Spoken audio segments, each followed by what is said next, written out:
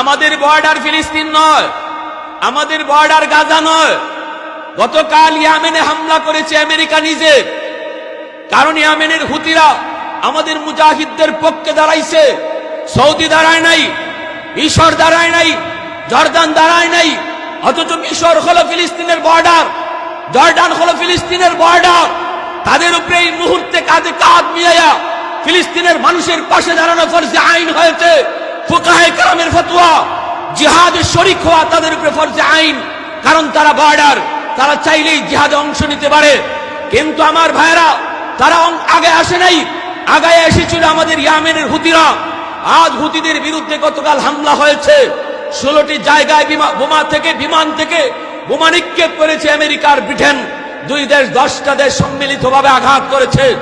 পৃথিবী তৃতীয় বিশ্বযুদ্ধের দিকেই রূপ নিচ্ছে, পৃথিবী তৃতীয় বিশ্বযুদ্ধের দিকে রূপ নিচ্ছে।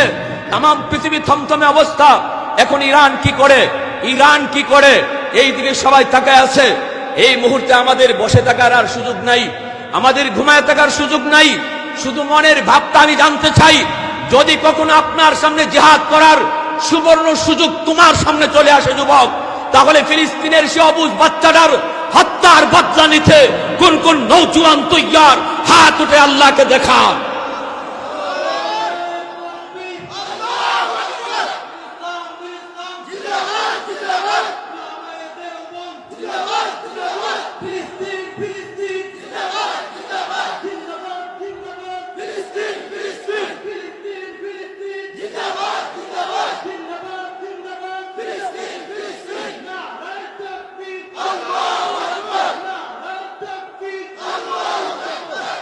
ভালো করে ইয়াদ রাখবেন, উলামায়ে কেরাম কখনো জাতির দুশ্মন নয়, উলামায়ে কেরাম হলো আপনাদের বন্ধু। আওয়াজ আসতে হইছে, বাপ বেশি ভালো না। উলামায়ে কেরাম যারা মনে করে আলেম উলামায়ে দেশ খাইছে, গুইরে ফিরে কুজ্জে দেখেন ওই বাটপাড়া হলতে দেশ আগে খাইছে। উলামায়ে কেরাম দেশ খায় না, কেরাম দেশ রক্ষা করে। ইতিহাস সাক্ষী, দারুল উলুম দেওবন্দের ইতিহাস খুঁজে দেখো। এই লাল কুত্তা ইংরেজ বেনিয়াদেরকে পাক ভারত থেকে বিতাড়িত করার পিছনে সবচেয়ে বড় অবদান ছিল উলামায়ে দেওবন্দের। দিল্লির চাঁদনি চক থেকে নিয়ে খায়বার পর্যন্ত এমন কোন গাছের ডাল ছিল না যেই গালে কোনো আলেমকে ফাঁসি দেওয়া হয় নাই। আমার ভাইয়েরা 50,000 উলামায়ে কেরামকে হত্যা করা হয়েছে, শহীদ করা হয়েছে। 2 লক্ষ মুসলমান শহীদ হয়েছে, বিনিময়ে পাক ভারত স্বাধীন হয়েছে। অতএব উলামায়ে কেরাম সর্বদা সর্বকালে জাতির বিপদে পাশে ছিল। আজ উলামায়ে কেরাম আপনাদের পাশেই আছে। মনে রাখবেন, ভালো করে মনে রাখবেন, যে যত উৎসাহ ওঠে না করুক, তাদের কথায় কোনো কান দিবেন না। উলামায়ে কেরাম বিপদে আপনাদের পাশে।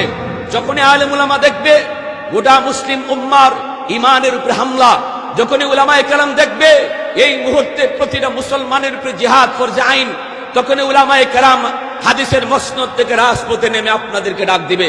মনে রাখবেন, এই ডাক হুজুরের মেম্বার হওয়ার জন্য নয়, এই ডাক শাইখুল হাদিস সাহেবের চেয়ারম্যান হওয়ার জন্য নয়, এই ডাক একজন আলেমের এমপি হওয়ার জন্য নয়। এই ডাকটা হবে প্রতিটা মুসলমানের ঈমান বাঁচানোর ডাক। আলাইকুম বিমুজালাসাতিল উলামা ওয়া ইসতিমাই কালামিল হুকামা ফাইন্নাল্লাহ তাআলা ইউহয়িল কলবাল মাইয়িতা বিনুরিল হিকমা কামা ইউহয়িল আরদাল মাইতাতা বিওয়াবিলিল মাতার। উলামায়ে দেওবন্দ কখনো কোনো রক্তচক্ষুর পরোয়া করেন নাই, করেনও না। সর্বকালেই তারা হকের কথা আওয়াজ করে তুলে ধরেছেন। আমার ভাইয়েরা, বন্ধুরা, হযরত মাওলানা আতাউর রহমান খান সাহেব রাহিমাহুল্লাহ আজকে দুনিয়াতে নাই। এই যে কিশোরগঞ্জে পাকিস্তান পিরিয়ডে এমপি ছিলেন, তখন পাকিস্তানের প্রধানমন্ত্রী, আমার ভাইয়েরা, বন্ধুরা, তার নাম শুনলেই যারা কাঁপতো, থরথর করে কাঁপতো, থরথর করে কাঁপতো।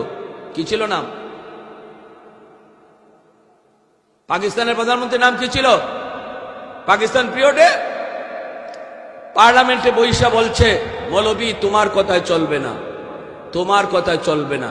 কোরআনের বিরুদ্ধে আইন পাশ করতে চাইছে। তখন উনি বাধা দিছে, কয় তোমার কথায় চলবে না। উনি বলে কেন চলবে না? কয় আমি জাতে ফাটান, ফাটানের বাচ্চা। প্রধানমন্ত্রী কয় আমি ফাটানের বাচ্চা। তখন আতাউর রহমান খান সাহেব রাহিমাহুল্লাহ তিনি চেয়ার হাতে নিয়ে বলছিলেন, তুই ফাটানের বাচ্চা আর আমি মুসলমানের বাচ্চা। তাও আওয়াজ হইছে না, আওয়াজ হইছে না, আওয়াজ হইছে না। ইতা আওয়াজে জিহাদ চলতো না। আরো জোরে বলো ঠিক কিনা, ঠিক কিনা। তুই ফাটানের বাচ্চা, আমি মুসলমানের বাচ্চা। পারে নাই, সাহস করে নাই।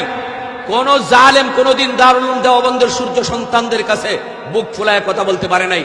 এজন্য আমি বলি, সর্বদা কান সজাগ রাখবেন। দেশের পরিস্থিতি কোন দিকে যায়, বিশ্ব পরিস্থিতি কোন দিকে যায় কেউ জানে না, কিন্তু যখনই উলামায়ে কেরামের ডাক আসবে, সবাই আমরা কোন ধরনের কান পড়া না শুনে আলেম উলামার সাথে রাজপথে নামবো, লাগলে জান দিব আল্লাহর জন্য, দ্বীনের জন্য তৈয়ার। কারা কারা হাত উঠে আল্লাহকে আবার দেখান।